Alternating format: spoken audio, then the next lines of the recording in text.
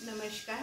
आपल्या सर्वांना या नवरात्रीच्या पावन पर्वाच्या निमित्ताने नवरात्रीच्या शुभेच्छा.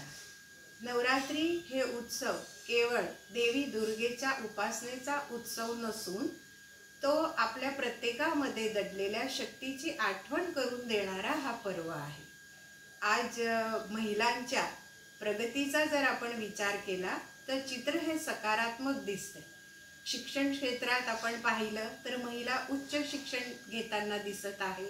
शाळा महाविद्यालयांमध्ये मुलींची संख्या मोठ्या प्रमाणात वाढलेली आहे.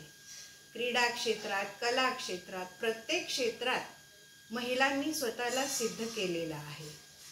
व्यवसाय आणि नोकरीमध्ये महिला आज डॉक्टर, इंजिनियर, पायलट, वकील, CA असं कुठलंही क्षेत्र बाकी राहिलं नाही ज्याच्यात महिलांनी स्वतःला सिद्ध केलेलं नाही. एकूणच म्हणजे महिलांची प्रगती ही समाजाच्या प्रगतीचं एक प्रतिबिंब आहे. आणि जर महिलांना समान संधी आणि आधार मिळाला तर महिला पुरुषांच्या बरोबरीने किंबहुना अधिक उज्ज्वल यश प्राप्त करू शकतात.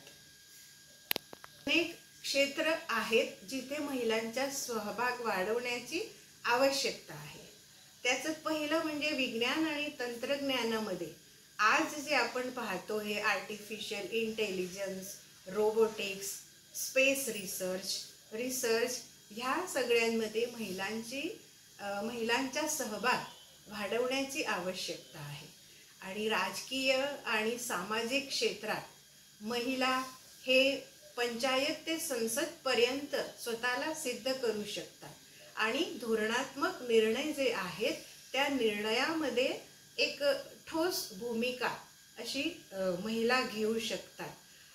क्रीडा क्षेत्रामध्ये अजून असे अनेक क्रीडा प्रकार आहेत की ज्यांच्यामध्ये महिलांनी सहभाग वाढवण्याची आवश्यकता आहे.